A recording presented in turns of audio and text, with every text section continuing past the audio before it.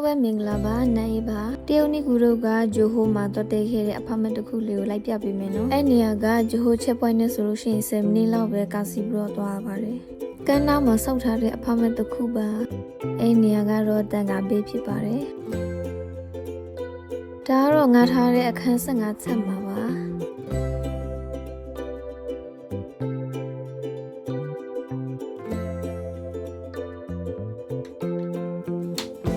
ဒါကတော့15လွားနေမြန်ရရှုခင်ပါ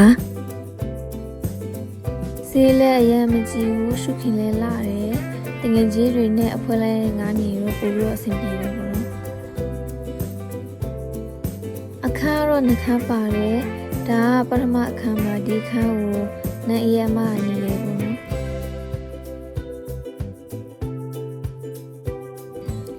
ချက်စားဖို့အတွက်လိုအပ်တဲ့ပစ္စည်းအစုံထည့်ထားပြီးရေခဲသစ်တာတို့ microwave cooker hood တို့ပါထည့်ထားပြီးတယ်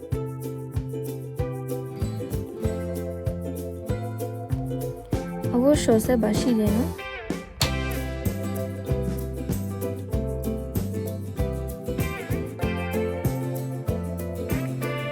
ဒါကတော့ထမင်းစားတဲ့နေရာနဲ့အခန်းပါ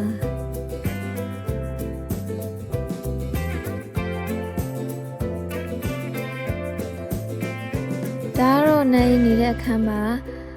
သူကအခန်းတစ်ခန်းလုံးမှာဒီစီတီနဲ့ကန္နာဗျူကိုကောင်းလေးမြင်ရတယ်ပေါ့နော်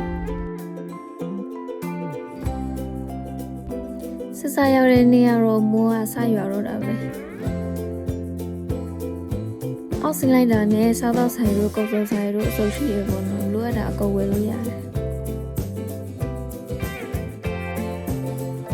မော်လေးရှိတယ်လို့ချက်စားဖို့အတွက်လိုအပ်တဲ့ပစ္စည်းလည်းအကုန်ရှိတယ်နော်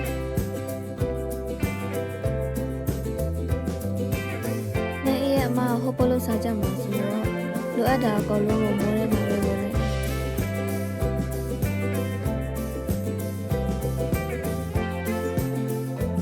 ဒါကတော့ night view လာလီနဲ့အမတို့နဲ့ဟောပေါ်စားရင်တရုတ်နီကူကိုဂျိုဟိုမှာပဲဖြစ်သွားခဲ့ပါတယ်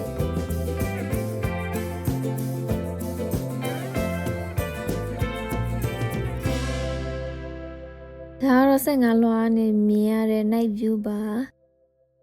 တဲရတာရန်စင်ပြေတာမို့လို့ပိတ်ရက်မှာမိသားစုနဲ့ပဲဖြစ်ဖြစ်တငယ်ချင်းနဲ့ပဲဖြစ်ဖြစ်အဖွဲလိုက်စုပြီးတော့တွားလိုက်ကြပါဗီဒီယိုလေးကိုကြည့်ရှုပေးတဲ့အတွက်အားလုံးကိုကျေးဇူးပါ